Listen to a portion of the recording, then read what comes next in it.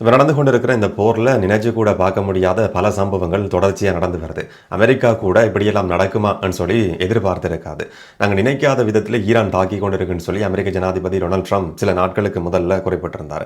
நேற்று அமெரிக்காவினுடைய ஊடகம் குறிப்பிட்டிருந்தது, ஈரானுடைய தாக்குதல் வல்லம்ன்றது 50% அப்படி இருந்து கொண்டிருக்கு. என்னதான் அமெரிக்க ஜனாதிபதி டொனால்ட் ட்ரம்ப் வந்து முற்றும் முழுதா ஈரானுடைய தாக்குதல் கட்டமைப்பை எல்லாம் அழிச்சிருக்கிறோம் சொல்லிக் கொண்டிருந்தாலும், இன்னும் வந்து தாக்குதல் நடத்தக்கூடிய ட்ரோன்கள், மிசைல்கள் அனுப்பக்கூடிய இயலுமை வந்து ஈரான்ட்ட தொடர்ச்சியா இருக்கு என்றது புலனாய்வு தகவல் மூலமா தெரிய வந்திருக்குன்னு சொல்லி நேற்று அமெரிக்க ஊடகங்கள் செய்தி வெளியிட்டிருந்தது.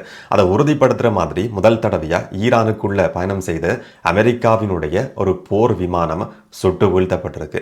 இப்ப இருக்கிற முக்கியமான கேள்வி என்னன்னு சொன்னா, அந்த விமானத்துல பயணம் செய்திருக்கிற ஒருத்தர் இல்லாட்டி 2 பேரும் எங்க இருக்கிறாங்கன்றது மிகப்பெரிய ஒரு பரபரப்பை ஏற்படுத்தி இருக்கிற சம்பவமா இது வந்து மாறி இருக்கு. இன்னும் சொல்ல போனா, அமெரிக்காவை பார்த்து அமெரிக்க ஜனாதிபதி டொனால்ட் ட்ரம்ப் பார்த்து ஈரானுடைய சபாநாயகர் சொல்றாரு, ஆட்சி மாற்றத்தை ஏற்படுத்த போறோம்னு சொல்லி இதுவரைக்கும் சொல்லிக் கொண்டிருந்த நீங்க இப்ப வந்து எங்களுடைய பைலட்டை தேடி தர முடியுமான்னு சொல்லி கேள்வி கேட்கிற அளவுக்கு இன்றைக்கு அமெரிக்காவினுடைய நிலைமை மோசமடைஞ்சிருக்குன்னு சொல்லி அமெரிக்காவை பார்த்து ஈரான் தரப்பு நக்கல் அடிக்கிற மாதிரியான ஒரு சம்பவமாகவும் இது வந்து மாறி இருக்கு. இந்த போர்ல மிகப்பெரிய ஒரு திருப்பு முனை ஏற்படுத்துற சம்பவமா இது மாறப்போகுது என்றதான போரியல் நிபுணர்கள் வந்து கணிக்கிற ஒரு விஷயம். அமெரிக்காவினுடைய போர் விமானங்கள் தொடர்ச்சியா பயன்படுத்தப்பட்டு ஈரானுக்குள்ள தாக்குதல் சம்பவங்கள் நடத்தப்பட்டு வருது. அந்த மாதிரி ஈரானுக்குள்ள தாக்குதல் நடத்துறதுக்குன்னு சொல்லி பயன்படுத்தப்பட்ட ஒரு விமானத்தை, போர் விமானத்தை நாங்க சுட்டு வீழ்த்தி இருக்கிறோம் சொல்லி ஈரான் அறிவிச்சிருந்தது.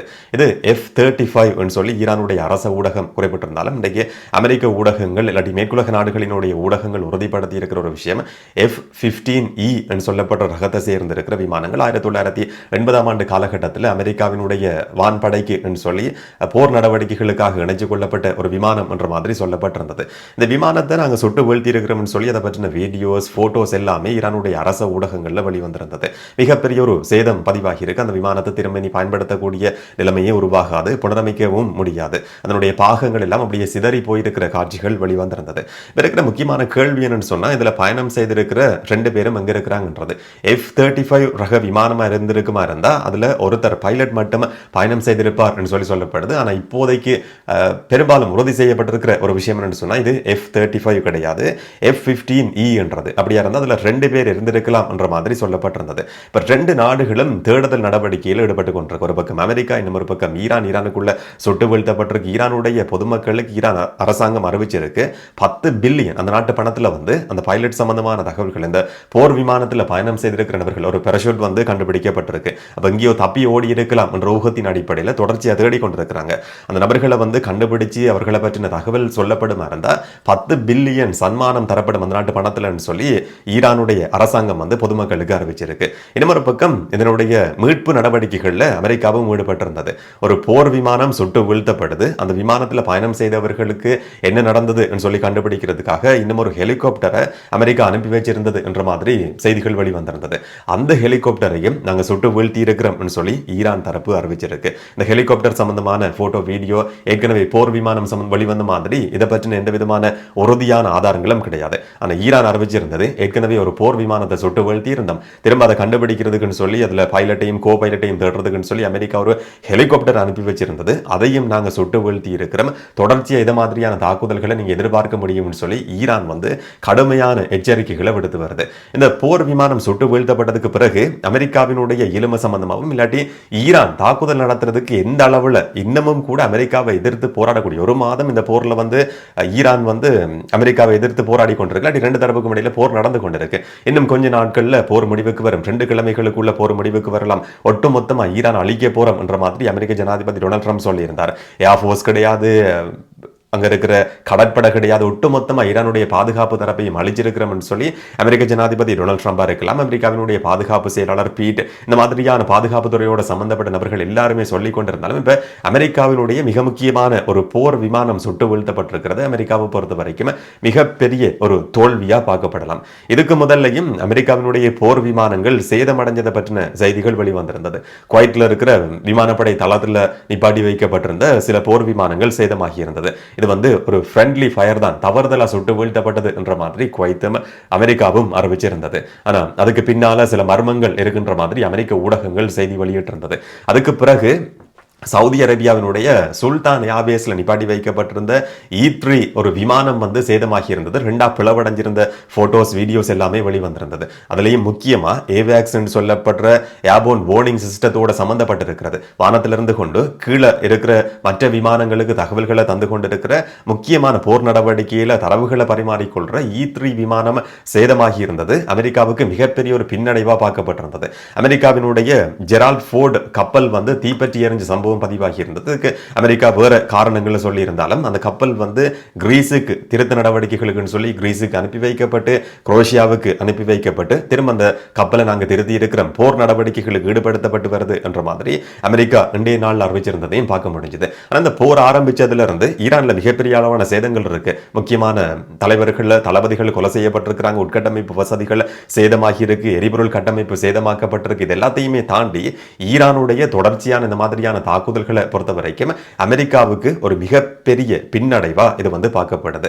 இந்த போர்ல இந்த சம்பவம் ஒரு திருப்பு முனையா இருக்கலாம் சொல்லி சொல்லப்படுறதுக்கான காரணம் என்னன்னு சொன்னா, இப்ப 2 பேர் இருந்திருக்கலாம் சொல்லி சொல்லப்படுது. அமெரிக்காவினுடைய உறுதிப்படுத்தப்படாத தகவல், உத்தியோகபூர்வமா உறுதி செய்யப்படாத தகவல் என்னன்னு சொன்னா, அமெரிக்க ஊடகங்கள்ல சொல்லப்பட்டிருக்கு, அதிகாரிகள் சொல்லி இருக்கிறாங்களாம், ஒருத்தரை வந்து நாங்க பாதுகாப்பா கண்டுபிடிச்சிருக்கிறோம், பைலட்டை காப்பாற்றி இருக்கிறோம், அவருக்கு மருத்துவ சிகிச்சைகள் அளிக்கப்படுது சொல்லி அமெரிக்க தரப்புகள் ரகசியமா சொல்லி இருக்கிறதா ஒரு சில ஊடகங்கள் குறிப்பிட்டிருந்தது. இப்ப 2 பேர் இருந்திருக்கிறாங்க. 2வது நபர் எங்கன்றது தெரியாது. 1வது நபரும் உண்மையில் மீட்கப்பட்டாரா இல்லையான்றது உத்தியோகபூர்வமா இதுவரைக்கும் உறுதி செய்யப்படாத ஒரு விஷயம். இந்த நேரம் அமெரிக்க ஜனாதிபதி டொனால்ட் ட்ரம்புக்கும் அமெரிக்காவினுடைய போர் விமானம் ஈரானுக்குள்ள சுட்டு வீழ்த்தப்பட்டிருக்கிறது சம்பந்தமா உத்தியோகபூர்வமா அறிவிக்கப்பட்டிருக்கு. சாதாரணமான ஒரு புரோட்டோகால் நடைமுறை என்னன்னு சொன்னா உத்தியோகபூர்வமா அமெரிக்க ஜனாதிபதிக்கு இதை பற்றின அறிவிப்பு வெளியிடப்பட்டது. அந்த அடிப்படையில் இந்த போர் விமானம் சுட்டு வீழ்த்தப்பட்டிருக்கு என்றதை பற்றி அமெரிக்க ஜனாதிபதி டொனால்ட் ட்ரம்புக்கு உத்தியோகபூர்வமா அறிவிக்கப்பட்டிருக்கு. இதுல இருக்கிற முக்கியமான ஒரு கேள்வி என்னன்னு சொன்னா, 2 பேரும் காப்பாற்றப்படுவாங்களா? இப்போ ஒருத்தர் காப்பாற்றப்பட்டு மற்றவர் வந்து ஈரானுக்குள்ள பிடிபடுவாரா இருந்தா என்னன்னு சொன்னா, ஈரான்ல பொதுமக்கள்கிட்டையும் 10 பில்லியன் அறிவிக்கப்பட்டிருக்கு சன்மானம் சொல்லி. இதே மாதிரியான ஒரு சம்பவத்தை அமெரிக்கா செய்யுமா இருந்தால், இல்லாட்டி வேற எந்த நாடா இருந்தாலும் எதிரி நாட்டினுடைய போர் விமானம் சுட்டு வீழ்த்தப்பட்ட சந்தர்ப்பத்தில் அதுல இருந்து காயங்களோட விமானியோ பைலட்டோ இல்லாட்டி கோ பைலட்டோ மீட்கப்படுற சந்தர்ப்பங்கள்ல அவங்கள பற்றின போட்டோஸ் வீடியோஸ் வெளிவரும், அது ஊடகங்கள்ல காட்டப்படும். இதே மாதிரியான ஒரு சம்பவம் ஈரான்ல நடக்குமா இருந்தா, ஈரான் அரச ஊடகத்துல அமெரிக்க விமானப்படையினுடைய பைலட்டோ கோ பைலட்டோ உயிரோட நாங்க பிடிச்சிருக்கிறோம்னு சொல்லி ஈரான் அதை காட்டுற சந்தர்ப்பத்தில் வந்து இந்த போர்ல மிகப்பெரிய ஒரு திருப்பு முனையா அது பதிவாகலாம் சொல்லி இன்றைக்கு போரியல் நிபுணர்கள் சொல்லிக் கொண்டிருக்கிறத சர்வதேச ஊடகங்கள்ல பார்க்க முடிஞ்சது. அந்த மாதிரியான ஒரு சம்பவம் நடக்குமா இருந்தா அமெரிக்க ஜனாதிபதி டொனால்ட் ட்ரம்ப் என்ன செய்ய போறார் என்றதுதான் ஒட்டுமொத்த உலகமும் காத்து கொண்டிருக்கிற ஒரு விஷயம். இப்ப 2 பேர்ல ஒருத்தர் காப்பாற்றப்பட்டிருக்கிறார் என்றது மட்டும் இதுவரைக்கும் உறுதி செய்யப்பட்டிருக்கிற ஒரு விஷயம். 2வது நபரை தேடி 2 நாடுகளும் தொடர்ச்சியாக தேடுதல் நடவடிக்கைகளில் ஈடுபட்டு வருது. விமானத்தை பொறுத்த வரைக்கும் வானத்திலிருந்து வானத்துக்கும் வானத்திலிருந்து தரையிலையும் தாக்குதல் நடத்தக்கூடிய இயலுமை இருக்கிறது. இது இப்போதைக்கு பயன்படுத்தப்பட்டதுக்கான காரணம் என்ன சொன்னா, தாக்குதல் நடத்துறதுக்கான செயற்பாடுகள் கிடையாதாம். டிஃபென்ஸ் சிஸ்டம் என்ற அடிப்படையில் தான் மிசைல்களையும் ட்ரோன்களையும் சுட்டு வீழ்த்துறதுக்காக தான் இந்த விமானம் இதுவரைக்கும் இந்த போர் விமானம் பயன்படுத்தப்பட்டது என்ற மாதிரி சர்வதேச ஊடகங்கள் குறிப்பிட்டிருந்தது. கிட்டத்தட்ட $100 மில்லியன் பெறுமதியானது, $100 மில்லியன் பெறுமதியான ஒரு போர் விமானத்தை ஈரான் முதல் தடவையா ஈரானுக்குள்ள சுட்டு வீழ்த்தி இருக்கு. இன்னைக்கு அமெரிக்க ஜனாதிபதி டொனால்ட் ட்ரம்ப் வந்து காங்கிரஸ் அந்த நாட்டு பாராளுமன்றத்தில் கேட்டிருக்கிறாராம், 1.5 பில்லியன் $1 பாதுகாப்பு செலவினங்களுக்காக தேவைப்படுது என்ற மாதிரி அவர் ஒரு கோரிக்கையை முன் வச்சிருக்கிறாராம். இந்த மாதிரியான செலவுகளை சமாளிக்கிறதுக்குன்னு சொல்லி அமெரிக்கா தடுமாறி கொண்டிருக்கு என்ற மாதிரி தான் இந்த மாதிரியான இழப்புகளை பார்க்குற நேரத்தில் நாங்கள் விளங்கிக் கொள்ள வேண்டியிருக்கு. $100 மில்லியன் என்றது சாதாரணமான ஒரு விஷயம் கிடையாது. இது தவிர அமெரிக்காவை பொறுத்த வரைக்கும் இது வந்து ஒரு விதமான தோல்வி, பின்னடைவு, அவமானம் என்ற அடிப்படையிலையும் பார்க்கப்படலாம். என்னதான் அட்வான்ஸ்டு போர் விமானங்கள் அமெரிக்காவால் பயன்படுத்தப்பட்டாலும் இந்த போர் விமானத்தை பொறுத்த வரைக்கும் ரேடார் கட்டமைப்புல சிக்காது தாழ்வா பயணம் செய்யக்கூடியது என்ற மாதிரியான நிறைய விஷயங்கள் குறிப்பிடப்பட்டிருந்தது. ஆனா ஈரான் பயன்படுத்துற ஒரே ஒரு சின்ன விஷயம் இருக்கு. ஈரான் வந்து நேற்றைய நாள்ல குறிப்பிட்டிருந்தது, என்னதான் நீங்க அட்வான்ஸ்டான போர் விமானங்களை பயன்படுத்தினாலும், என்னதான் அதுல தொழில்நுட்ப வசதிகள் இருந்தாலும், ஏஐ தொழில்நுட்பம் வரைக்கும் நீங்க பயன்படுத்தினாலும் கூட எந்த ஒரு போர் விமானமா இருந்தாலும் வெப்பத்தை வந்து மறைக்க முடியாது. விமானம் பயணம் செய்யற சந்தர்ப்பத்தில் வெப்பம் வந்து வெளியேறும். அதனுடைய அலைகளை வச்சு நாங்க கண்டுபிடிக்கிறோம், வெப்பத்தை வச்சு கண்டுபிடிச்சு அந்த விமானங்கள் மேல தாக்குதல் நடத்தப்படுது. ஒரு சின்ன விஷயத்தை வந்து ஈரான் இதுக்காக பயன்படுத்துது. எப்படி இந்த ஒட்டுமொத்த போரையும் தீர்மானிக்கிற ஒரு சக்தியா ஹோமூஸ் நீர்னு இருந்து கொண்டிருக்கோ அதே மாதிரி இந்த போர் விமானங்களை பொறுத்த வரைக்கும் என்னதான் டெக்னாலஜி நீங்க பயன்படுத்தி கொண்டிருந்தாலும் தொழில்நுட்பங்கள் அதுக்குள்ள இருந்தாலுமே வெப்பத்தை வந்து யாராலையும் மறைக்க முடியாது. அந்த வெப்பத்தை வச்சு கொண்டு உங்களுடைய போர் விமானங்களை எல்லாம் எங்களால் சுட்டு வீழ்த்த முடியும்னு சொல்லி ஈரானுடைய அரச ஊடகம் செய்தி வெளியிட்டிருந்தது. அதுதான் ஈரான் பயன்படுத்தி கொண்டிருக்கிற ட்ரிக் என்ற மாதிரி குறிப்பிடப்பட்டிருந்தது. அந்த அடிப்படையில் இப்ப அமெரிக்காவினுடைய F-15E என்று சொல்லப்படுற போர் விமானம் சுட்டு வீழ்த்தப்பட்டிருக்கு. பைலட் மீட்கப்பட்டிருக்கிறார். கோ பைலட்டுக்கு என்ன நடந்தது என்றதுதான் ஒட்டுமொத்த உலகமும் இன்னைக்கு உன்னிப்பா சர்வதேச ஊடகங்கள்ல அவதானிச்சு பார்த்து கொண்டிருக்கிற ஒரு விஷயம். என்ன நடக்க போகுது என்றதை நாங்க பொறுத்திருந்து பார்க்கலாம். இந்த மாதிரியான சம்பவங்கள் எல்லாம் நடக்கிற பின்புலத்துல வந்து அமெரிக்காவுக்கு எதிரான குரல்கள், ஈரானுக்குள்ள இருந்து வர்ற குரல்களை பொறுத்த வரைக்கும் நக்கலான சில கருத்துக்கள் தொடர்ச்சியா வெளியிடப்பட்டு வர்றதையும் பார்க்க முடியுது. ஈரானுடைய சபாநாயகர் பாகிர் சொல்லி இருக்கிறார், இதுவரைக்கும் அமெரிக்க ஜனாதிபதி டொனால்ட் ட்ரம்ப் எங்களை வந்து பல சந்தர்ப்பங்கள்ல தோற்கடிச்சிருக்கிறார். 37 தடவைகள் ஈரானை தோற்கடிச்சிருக்கிறோம்னு சொல்லி அமெரிக்க ஜனாதிபதி டொனால்ட் ட்ரம்ப் குறிப்பிட்டிருந்தாராம். இதுக்கு முதல்ல வந்து ஆட்சி மாற்றம், தலைமைத்துவ மாற்றம் சம்பந்தமா நம்ம கதைச்சு கொண்டிருந்த அமெரிக்கா இப்ப நிலைமையை பொறுத்த வரைக்கும் எங்களுடைய விமானிகளை பைலட்டை வந்து தேடித்தர முடியுமான்னு சொல்லி கெஞ்சிற மாதிரியான ஒரு நிலைமை அமெரிக்காவுக்கு உருவாகி இருக்கு. இந்த போரில் அமெரிக்காவால் தாக்குப்பிடிக்க முடியாதுன்னு சொல்லி ஈரான் தரப்பு தொடர்ச்சியா அறிவிச்சு கொண்டிருக்கு. இன்னொரு பக்கம் அமெரிக்க ஜனாதிபதி டொனால்ட் ட்ரம்ப் குறிப்பிட்டிருந்தார், இதுவரைக்கும் ஈரான் மேல நடத்தப்பட்டிருக்கிற தாக்குதலினுடைய அடுத்த கட்டத்துக்கு அமெரிக்கா நகர்ந்திருக்கு சொல்லி. அடுத்ததா ஈரானுக்குள்ள இருக்கிற உட்கட்டமைப்பு வசதிகள், பாலங்கள் மேல தாக்குதல் நடத்தப்படும் சொல்லி அமெரிக்க ஜனாதிபதி அறிவிச்சிருக்கிறார்.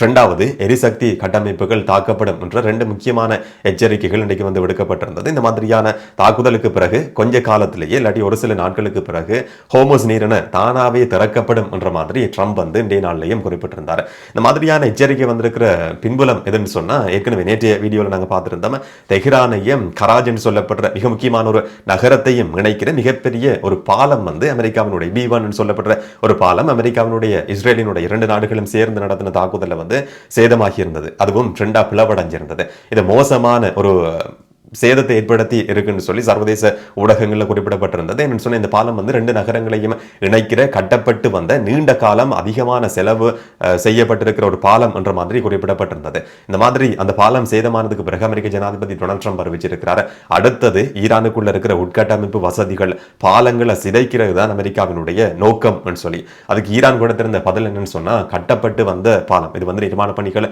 முடிவடையவும் இல்லை, இடைநடுவில் அதனுடைய செயற்பாடுகள் முன்னெடுக்கப்பட்டு வந்தது. இந்த மாதிரியான பாலங்களை சிதைக்கிறது மூலமா ஈரான் அடிபணிய வைக்கும் சொல்லி அமெரிக்க ஜனாதிபதி எதிர்பார்ப்பாராயிருந்தா அது கடைசி வரைக்கும் நடக்காது சொல்லி ஈரான் வந்து நேற்றைய நாள் அதுக்கான பதிலையும் சொல்லி இருந்தது. இந்த மாதிரியான தாக்குதல்களுக்கு பதிலடி கொடுக்கிற மாதிரி இப்ப மத்திய கிழக்கு நாடுகள் மேல தீவிரமான தாக்குதல்கள் ஈரானால நடத்தப்பட்டிருக்கு. கடந்த ஒரு சில மணித்தியாலங்கள் எடுத்து பார்த்தோம்னு சொன்னா முக்கியமான தாக்குதல் சம்பவங்கள் குறிப்பா அமீரகத்தில், ஐக்கிய அரபு அமீரகத்தில் நடந்திருக்கிற தாக்குதல் சம்பவத்தில் வந்து மிசைல் ட்ரோன் தாக்குதல்ல 12 பேர் காயமடைஞ்சிருக்கிறாங்க. தொடர்ச்சியான தாக்குதல் சம்பவங்கள் அங்கு பதிவாகி கொண்டிருக்கு. அமெரிக்க இஸ்ரேலோட சம்பந்தப்பட்டிருக்கிற கட்டமைப்புகள் தொடர்ச்சியாக இலக்கு வைக்கப்படும் சொல்லி இன்றைக்கும் ஈரான் வந்து ஒரு எச்சரிக்கை விடுத்திருந்தது. குவைத்தில் 2 முக்கியமான தாக்குதல் சம்பவங்கள் பதிவாகி இருக்கு. நீர் சுத்திகரிப்பு திட்டத்தின் மேல நடத்தப்பட்டிருக்கிற தாக்குதல், கேஸ் கட்டமைப்பு மேல நடத்தப்பட்டிருக்கிற தாக்குதல். இந்த போர் ஆரம்பமானதுல இருந்து இதுக்கு முதல்லையும் 2-3 சந்தர்ப்பங்கள் இதே மாதிரியான இடங்கள் வந்து தாக்கப்பட்டிருந்தது. இப்ப திரும்பவும் இன்றைய நாளிலையும் அந்த இடங்கள் வந்து இலக்கு வைக்கப்பட்டு தாக்குதல் நடத்தப்பட்டிருக்கு. ஆனா குடிநீர் கட்டமைப்பு தாக்கப்பட்டது சம்பந்தமா ஈரான் திரும்பவும் அதே மாதிரியான பதில சொல்லி இருந்தது. அதுக்கு எங்களுக்கும் இடையில சம்பந்தம் கிடையாது, இது வந்து இஸ்ரேலால நடத்தப்பட்டிருக்கிற தாக்குதல் என்ற மாதிரி. ஆனா குவைத் அரசாங்கம் வந்து ஈரானுக்கு கண்டனம் தெரிவிச்சிருக்கு. பொது கட்டமைப்புகள் மேல இலக்கு வைக்கப்படுற முதல் சந்தர்ப்பம் இது கிடையாது, இதுக்கு மேலேயும் பொறுத்து கொண்டிருக்க முடியாதுன்ற மாதிரி வளமையான அதே மாதிரியான ஒரு பதில் வந்து குவைத் தரப்புல இருந்து இன்றைக்கு சொல்லப்பட்டிருந்தது. மற்ற நாடுகள்னு சொல்லி பார்க்கிற நேரத்தில் பஹ்ரைன்லையும் சில தாக்குதல் சம்பவங்கள் பதிவாகி இருக்கு. இந்த போர் வந்து ஒவ்வொரு நாட்களா அப்படி விரிவடைஞ்சு போய்கொண்டிருக்கு. இப்ப லெபனான் மேல நடத்தப்பட்ட தாக்குதலை பொறுத்த வரைக்கும் அமெரிக்க ஜனாதிபதி டொனால்ட் ட்ரம்ப் எடுத்திருக்கிற அதே மாதிரியான எச்சரிக்கையை பிரதிபலிக்கிற மாதிரி தான் லெபனானுக்குள்ளேயும் இஸ்ரேலினுடைய தாக்குதல்கள் நடந்து கொண்டிருக்கு. பாலங்களை சேதப்படுத்துறது, உட்கட்டமைப்பு வசதிகளை சேதப்படுத்துறது, கிட்டத்தட்ட ஒரு 4-5 கிலோமீட்டருக்கு போர் பஃப ஜோனை உருவாக்குறதுக்காக சில இடங்கள்ல வந்து பொது கட்டடங்கள், அங்க இருக்கிற உட்கட்டமைப்பு வசதிகள், பாலங்களை தாக்குறதுக்கான ஒரு தீர்மானத்தை இஸ்ரேல் எடுத்திருக்குன்னு சொல்லி இன்றைக்கு ஒரு செய்தி வழி வந்திருந்தது. இப்போ அமெரிக்காவும் இஸ்ரேலும் சேர்ந்து தான் இந்த போரில் ஈடுபட்டு வருது. ஒரு பக்கம் ஈரானுக்குள்ள இருக்கிற உட்கட்டமைப்பு வசதிகளை தாக்குறது, அங்க இருக்கிற பொது கட்டடங்கள் கிட்டத்தட்ட 1.5 லட்சத்துக்கும் அதிகமான கட்டடங்கள் ஈரானுக்குள்ள இந்த போர் ஆரம்பிச்சதிலிருந்து சேதமாகி இருக்குன்னு சொல்லி இன்னைக்கு ஒரு தரவு வழி வந்திருந்தது. கற்காலத்துக்கு ஈரானை நாங்கள் அனுப்ப போறோம், ஈரானால நீ மீண்டு வர முடியாதுன்னு சொல்லி அமெரிக்க ஜனாதிபதி டொனால்ட் ட்ரம்ப் வந்து எச்சரிக்கை விடுத்திருந்தார். இப்போ ஈரானுக்குள்ளேயும் இந்த மாதிரியான உட்கட்டமைப்பு வசதிகள், பாலங்கள், வீடுகள், பொது கட்டடங்கள், ஹாஸ்பிட்டல், யூனிவர்சிட்டி, ஸ்கூல் மேலே எல்லாம் தாக்குதல் நடத்தப்படுது. இன்னொரு பக்கம் லெபனானுக்குள்ளேயும் அதே மாதிரியான தாக்குதல் வந்து இஸ்ரேலால ஆரம்பிக்கப்பட்டிருக்குன்னு சொல்லி இன்னைக்கு ஒரு செய்தி வழி வந்திருந்தது. போர்ல ஒரு முக்கியமான நாளா இன்றைய நாள் வந்து பதிவாகி இருக்குன்னு சொன்னா அமெரிக்காவினுடைய F-15E சொல்லப்படுற விமானம் சுட்டு வீழ்த்தப்பட்டிருக்கிறது. ஒட்டுமொத்த அமெரிக்காவை மட்டுமில்லாம ஒட்டுமொத்த உலகத்தையும் மிகப்பெரிய ஒரு அதிர்ச்சிக்குள்ளாக்கி இருக்கிற சம்பவம். அதுல இருக்கிற பைலட்டோ கோ பைலட்டோ உயிரோட பிடிக்கப்பட்டா அடுத்தது என்ன நடக்கும் என்றதான் எல்லாருமே எதிர்பார்த்து கொண்டிருக்கிற ஒரு விஷயம். அமெரிக்காவால் அந்த 2 பேரையும் பாதுகாப்பா காப்பாற்றி வெளியில கொண்டு வர முடியுமா, இல்லாட்டி ஈரான் அறிவிச்சிருக்கிற மாதிரி உயிரோட பிடிக்கப்பட்டு உலகத்துக்கு காட்டப்படுவாங்களா? அதுக்கு பிறகு அமெரிக்க ஜனாதிபதி டொனால்ட் ட்ரம்ப் எப்படியான ஒரு தீர்மானத்துக்கு வருவார் என்றதுதான் இன்னைக்கு ஒட்டுமொத்த உலகமும் உன்னிப்பா பார்த்து கொண்டிருக்கிற ஒரு விஷயம். இந்த போர்ல அடுத்தடுத்து எதிர்பார்க்க முடியாத பல சம்பவங்கள் தொடர்ச்சியா நடந்து கொண்டிருக்கு. என்ன நடக்க போகுது என்றதை நாங்க பொறுத்திருந்து பார்க்கலாம். இதை பற்றி நீங்க என்ன நினைக்கிறீங்கன்றதை கமெண்ட்ல சொல்லுங்க. இன்னும் ஒரு வீடியோல இன்னும் ஒரு தகவலோட சந்திக்கலாம். வணக்கம்.